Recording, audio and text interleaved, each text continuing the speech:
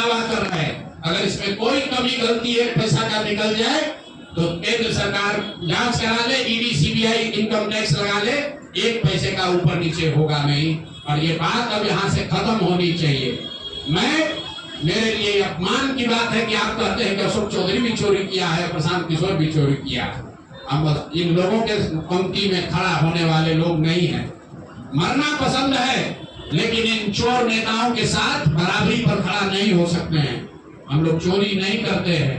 और अब मैं आपसे सवाल पूछ रहा हूं। अब आप जिस काम के लिए आप जुड़े हैं, पहला इल्जाम सीधा और सीधा वैभव विकास ट्रस्ट पर, न्यास पर है। मुन्ना जी ने पेपर जारी किया है। न्यास के जो मुख्य पदाधिकारी हैं जियालाल आर्य जी, मैं आज भी समझता हूँ आप बहुत ईमानदार व्यक्ति हैं। आप बताइए कि पिछले एक साल में जब से अशोक चौधरी की बेटी की सगाई आप अर्पिता कुणाल के लड़के से हुई है, उसके बाद से 100 करोड़ से ज्यादा की संपत्ति पटना में न्यास के द्वारा खरीदी गई है। जियालाल आर्य जी, अगर जैसे मैंने बताया है अभी प्रेस के सामने, आप प्रेस के सामने आइए और बताइए, न्यास का अकाउंट जारी करिए कि कहां से ये पैसा आपके पास आया, कहां से ये 100 करोड़ रुपए न्यास के पास आए। जब से न्यास बना है उसमें 10 करोड़ का भी संपत्ति नहीं खरीदा गया। पिछले एक साल में 100 करोड़ का ज्यादा से ज्यादा का संपत्ति ऐसे खरीदा गया है। आप व्यक्तिगत तौर पर ईमानदार हैं, वो तो नीतीश कुमार भी ईमानदार, मनमोहन सिंह भी ईमानदार थे। लेकिन जिस न्यास के आप मुखिया हैं, ये कहने से बात नहीं बनेगी कि हमको जानकारी नहीं है। मैं अभी आपके सामने चुनौती दे रहा हूँ, वैभव विकास ट्रस्ट से, न्यास से लोग आकर ये बताएं कि पिछले 1-1.5 साल में 100 करोड़ से ज्यादा की संपत्ति पटना में उस न्यास के माध्यम से कैसे खरीदी गई है। उसमें मुख्य सचिव, यहाँ बिहार के मुख्य सचिव जो हैं, उनके परिवार की महिला हैं, तो अभी इनकी जिम्मेवारी है। मुख्य सचिव यहाँ पर प्रत्यय अमृत हैं, इनकी सास है मुन्ना जी, इनकी सास है, प्रत्यय अमृत की सास है, इनकी सासू माँ है, और जियालाल आर्य जी और अनिता कुणाल, ये तीनों लोग बताए। इन्होंने कहा किशोर कुणाल जी का नाम बहुत बड़ा है, तो किशोर कुणाल जी के नाम पर ही कम से कम उनके नाम को दागदार मत कीजिए। समाज ने उनके नाम की बड़ी प्रतिष्ठा है। तो आप प्रेस को बुलाइए और क्लियर कीजिए कि आपके न्यास से, मैं 3 लोगों का नाम ले रहा हूँ। जियालाल आर्य जो बहुत सम्मानित व्यक्ति हैं, ईमानदार व्यक्ति हैं, उनकी ऐसी छवि है। दूसरा अनिता कुणाल जी जो किशोर कुणाल जी की पत्नी है, और तीसरा यहाँ के मुख्य सचिव की सासू माँ। ये तीनों लोग बताएं कि न्यास में 100 करोड़ से ज्यादा की संपत्ति खरीदने का पैसा कहां से आया है। दूसरी बात, अशोक चौधरी के नाम पर जो संपत्ति की बात कही गई है, हम लोग उस बात पर कायम हैं। 200 करोड़ की संपत्ति इन्होंने अर्जित की है। इन्होंने कैमरे पर आप लोगों को कहा कि 1 कट्ठा भी जमीन हो जाएगा तो मैं जन स्वराज की गुलामी करूंगा। मेरे भाई, मुन्ना जी ने अभी पूरा डॉक्यूमेंट जारी किया है। अगर या तो उसको आप रिबटल कीजिए कि ये आपका जमीन नहीं है, और अगर जमीन है तो जन स्वराज की गुलामी मत कीजिए। बिहार के लोगों की गुलामी के लिए तैयार होइए, इस्तीफा दीजिए। नहीं इस्तीफा दीजिएगा तो आपका घेराव होगा, आपका राजनीति आपका नहीं करने देंगे। हम लोग राज्यपाल, मुख्यमंत्री नहीं सुन रहे हैं, हम लोग राज्यपाल महोदय के पास जाएंगे, कोर्ट में जाएंगे, इनके खिलाफ कार्रवाई होनी चाहिए। और 100 करोड़ का मानहानि का नोटिस भेजे थे।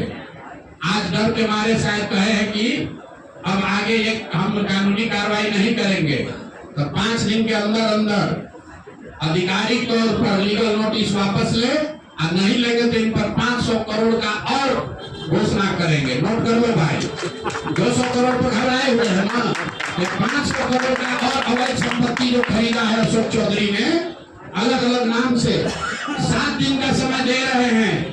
7 दिन के अंदर अगर आप इस बात के लिए माफी नहीं मांगे कि प्रशांत किशोर पर झूठा मानहानि का मुकदमा करने का केस तो नहीं किया है, नोटिस भेजे हैं, तो अगर 7 दिन के अंदर लीगली कैमरे के सामने आकर ये नोटिस वापस नहीं लिए तो इन पर 500 करोड़ का और जो अवैध संपत्ति ये कब्जा किए हैं, खरीदे हैं, उसकी सारी सूची आपके सामने जारी करेंगे। एकदम इनको चुनौती दे रहे हैं भाई। 200 पर दिए हैं, 200 किए थे, 500 करोड़ का इनका पेपर तैयार है। पिछले 8 महीनों में इन्होंने 20,000 करोड़ से ज्यादा का कॉन्ट्रैक्ट दिया है। 20,000 से ज्यादा का कॉन्ट्रैक्ट भाई साहब ने दिया है और हर कॉन्ट्रैक्ट में 5% पैसा कमीशन के तौर पर लिया गया है। अभी इतना ही बोल रहे हैं।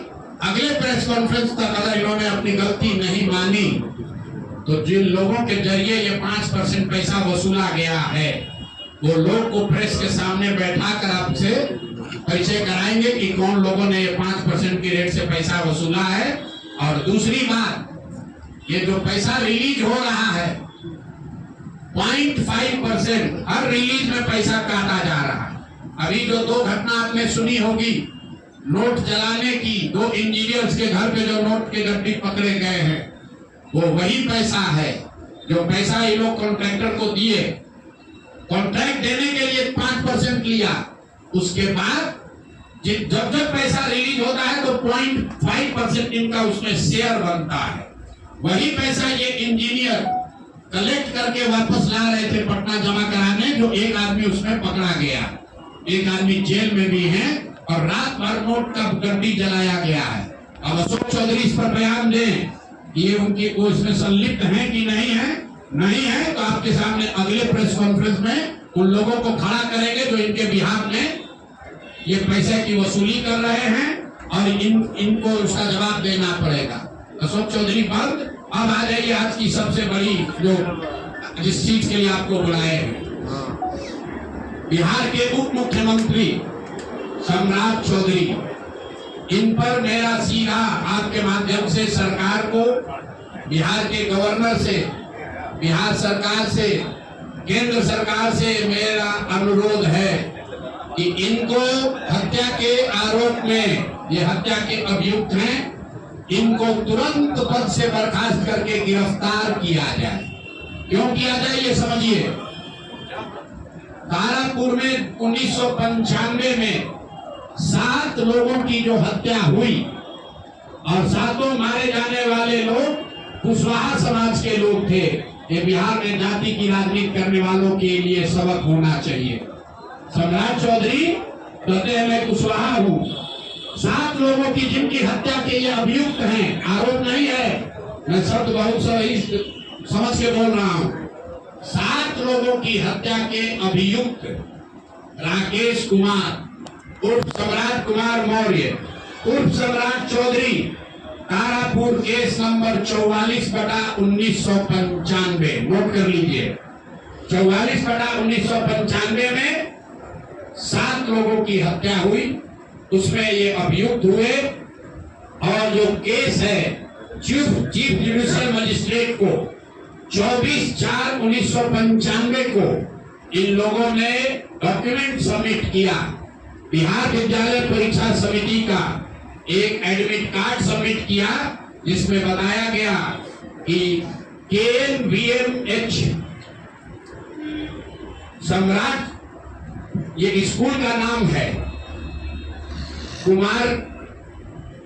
कुमार सर एक स्कूल का नाम है जहां से ये एडमिट कार्ड इशू हुआ है। सम्राट चंद्र मौर्य, पिता का नाम Shakuni Choudhary, date of birth 1/5/81, result fail, number आया 268, कैटेगरी प्राइवेट। ये सुप्रीम कोर्ट का डॉक्यूमेंट है जो सम्राट चौधरी ने जमा किया है, जिसमें ये बताया है इनका डेट ऑफ बर्थ 81 है, उसके हिसाब से 95 में चीफ जुडिशियल मजिस्ट्रेट ने नाबालिग होने के नाम पर इनको वहां से राहत दी। इनको जेल से निकाला गया क्योंकि ये 15 साल के थे और कानूनन 18 साल से कम उम्र के बच्चे को अभियुक्त के तौर पर जेल पर नहीं रखा जा सकता। अब ये बात तो पब्लिक की जानकारी में है। अब मैं क्यों कह रहा हूं कि इनको आज अरेस्ट करना चाहिए, क्योंकि 2020 का जो सम्राट चौधरी ने अपना इलेक्शन